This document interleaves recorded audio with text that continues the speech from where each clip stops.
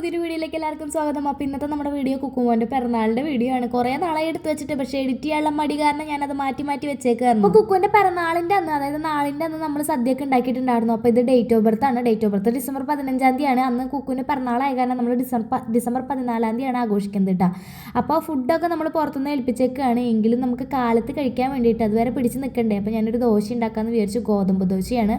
ഗോതമ്പ് ദോശയുടെ ഉള്ളിൽ നാളികേരം പഞ്ചസാരയും കൂടി മിക്സ് ചെയ്തിട്ട് വെച്ചിട്ടുള്ളൊരു ദോശയാണ് കേട്ടോ. സത്യം പറഞ്ഞാൽ ഈ ഒരു ദോശ ഞങ്ങൾ ഉണ്ടാക്കാറില്ല. കണ്ണൻ്റെ വീട്ടിൽ പോയതിന് ശേഷമാണ് ആ ദോശ ഞാൻ ഉണ്ടാക്കാനായിട്ട് പഠിച്ചത്.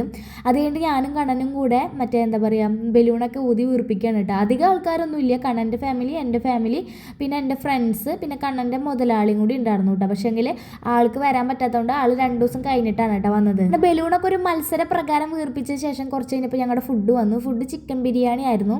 പിന്നെ ഞാനിത് എന്തുട്ടാ പറയണമെന്ന് വെച്ച് കഴിഞ്ഞാൽ കുക്കുവിൻ്റെ പിറന്നാൾ 15 തീയതിയാണ്. അത് ആഘോഷിക്കാൻ പറ്റിയില്ല. 14 ആഘോഷിക്കാൻ പറ്റില്ല, 14 തീയതിയാണ് ആഘോഷിക്കുന്നത്. അങ്ങനെയൊക്കെ പറഞ്ഞിട്ടുള്ള ചെറിയൊരു ഭാഗമാണ് കേട്ടോ. കുറേ പേര് പറയാറുണ്ട് എൻ്റെ ഷോർട്ട് വീഡിയോയിലത്തെ വോയിസും അതുപോലെ തന്നെ ഞാൻ നോർമലായിട്ട് ഓൺ വോയിസ് ചെയ്യുമ്പോഴും വ്യത്യാസം ഉണ്ട് എന്നുള്ളത്. അത് എഡിറ്റ് ചെയ്യണതിൻ്റെ ഇതനുസരിച്ചിരിക്കും കേട്ടോ. ഞാൻ എഡിറ്റ് ചെയ്യുക റൂമിൽ ആരും ഇല്ലാത്ത സമയത്താണ്. അപ്പോൾ 2 ചെമിരുമ്മ തട്ടി എക്കോ കേൾക്കണ ആ ഒരു രീതിക്കാണ് എൻ്റെ സൗണ്ട് നിങ്ങളിപ്പോൾ കേൾക്കുന്നുണ്ടാവുക.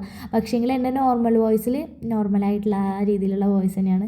വോയിസൊക്കെ സെയിം തന്നെ. പിന്നെ എന്നെ കൂടെ കുറേ പേര് ചോദിക്കാറുണ്ട് എങ്ങനെയാണ് സ്പീഡിൽ സംസാരിക്കണമെന്ന്. ഞാൻ നോർമലി സ്പീഡിലാണ് സംസാരിക്കാറ്.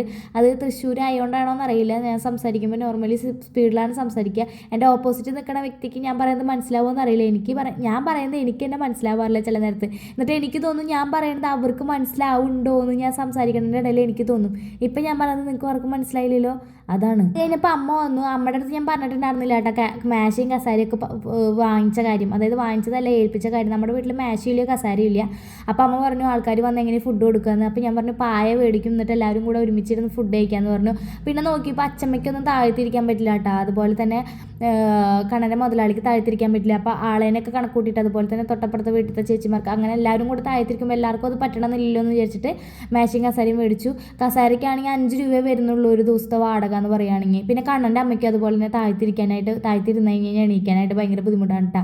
അപ്പോൾ ഇതാണ് കണ്ണൻ്റെ അമ്മ, അതായത് എൻ്റെ അമ്മയുടെ തൊട്ടപ്പുറത്തിരിക്കുന്നതാണ് കണ്ണൻ്റെ അമ്മ. പിന്നെ ഇതിനെല്ലാവർക്കും അറിയാമല്ലോ, ഇതാണ് എൻ്റെ അനിയത്തി. അത് കഴിഞ്ഞിട്ട് കുറച്ച് കഴിഞ്ഞപ്പോൾ അച്ഛൻ വന്നു കേട്ടോ. അച്ഛനാണെങ്കിൽ കുക്കുവിന് കളിപ്പാട്ടൊക്കെ വാങ്ങിയിട്ട് കൊണ്ടുവന്നിട്ടുണ്ടായിരുന്നു. അച്ഛൻ ഒരാൾക്കായിട്ട് വാങ്ങിക്കൊണ്ടിരില്ല. കുക്കുവിന് വാങ്ങിക്കഴിഞ്ഞ് കഴിഞ്ഞാൽ ടുട്ടുവിനും മേടിക്കും, അതായത് എൻ്റെ അനിയത്തിയുടെ ഉണ്ണിക്കും മേടിക്കും. അത് പണ്ട് മുതൽ അങ്ങനെയാണ്. എൻ്റെ വീട്ടിൽ എനിക്ക് മേടിക്കുമ്പോൾ അനിയത്തിക്കും മേടിക്കും, അനിയത്തിക്ക് മേടിക്കുമ്പോൾ എനിക്കും മേടിക്കും. ഒരാൾക്കായിട്ട് അച്ഛൻ മേടിച്ചുകൊണ്ടിരാറില്ല കേട്ടോ. അത് കഴിഞ്ഞിട്ട് നമ്മൾ കേക്ക് കട്ട് ചെയ്യാൻ പോവാണ്. കേക്ക് നമ്മളൊരു 1.5 കിലോനെ ഏൽപ്പിച്ചിട്ടുണ്ടായിരുന്നു. കാരണം അതിനുള്ള ആളേ ഉള്ളൂ. പിന്നെ നമ്മുടെ വീട്ടിൽ ഫ്രിഡ്ജ് ഇല്ലല്ലോ, അപ്പോൾ അതുകൊണ്ട് പിന്നെ എടുത്ത് വെക്കാനായിട്ട് പറ്റില്ല. അപ്പോൾ അതുകൊണ്ട് കേക്ക് 1.5 കിലോ അപ്പയ്ക്കപ്പം കഴിക്കാന്നുള്ള രീതിക്ക് അങ്ങനെയാണ് മേടിച്ചിട്ടുണ്ടായിരുന്നത്. നമ്മൾ കുക്കൂന്ന് പേര് തന്നെയാണ് പേരാണ് എഴുതിയിട്ടുണ്ടായിരുന്നത്. Happy birthday കുക്കൂന്ന്.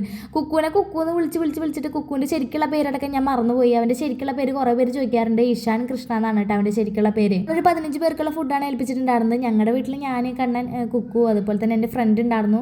പിന്നെ അമ്മ, അച്ഛൻ, അതുപോലെ തന്നെ കണ്ണൻ്റെ അമ്മ, പിന്നെ തൊട്ടപ്പുറത്തെ നമ്മുടെ നെയ്ബർ ഉണ്ടായിരുന്നു.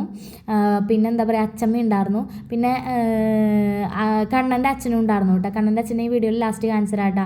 ഇവളാണെങ്കിൽ ഈ വീട്ടിൽ വന്നു കഴിഞ്ഞാൽ എന്താ പ്രശ്നം എന്ന് വെച്ച് കഴിഞ്ഞാൽ ഇതുപോലെ ഇങ്ങനെ വന്നിട്ട് മൊബൈലും തോണ്ടിയിട്ട് അവിടെ കെടുക്കൂട്ടാ. കുട്ടീനെ ഒന്നും നോക്കില്ലേ. ഇങ്ങനെ വന്നു കഴിഞ്ഞ് കഴിഞ്ഞാൽ എൻ്റെ കടക്കയുടെ മുകളിൽ അങ്ങോട്ട് കെടുക്കും, എന്നിട്ട് അവിടെ അങ്ങോട്ട് കെടുക്കും. പിന്നെ കണ്ണൻ്റെ അച്ഛൻ്റെ ആ റോസ് ഷർട്ട് ഇട്ടിട്ട് കുറേ താടിയായിട്ടിരിക്കുന്ന ആളാണ് കേട്ടോ കണ്ണൻ്റെ അച്ഛൻ. കുറേ പേര് ചോദിക്കാറുണ്ട് ഞങ്ങളുടെ ഫാമിലി തമ്മിൽ പ്രശ്നമുണ്ടോ. ഞങ്ങളുടെ ഫാമിലി തമ്മിൽ പ്രശ്നമില്ല, എങ്കിലും നമ്മൾക്ക് അവിടെ നിൽക്കാൻ പറ്റാത്ത ചെറിയൊരു സാഹചര്യം കാര്യമാണ് നമ്മൾ വാടക വീട്ടിൽ മാറിയത് കേട്ടാ. രാത്രിയിൽ മാത്രം, എല്ലാ സമയത്തും ഉണ്ടാണ്ട് പോടെ അവിടെ നിന്ന് വാഹനം നിർത്താൻ ഉദ്ദേശിക്കുന്നു.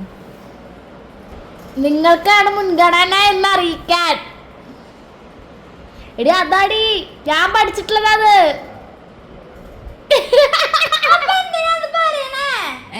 വെറുതെ ഒരു രസം.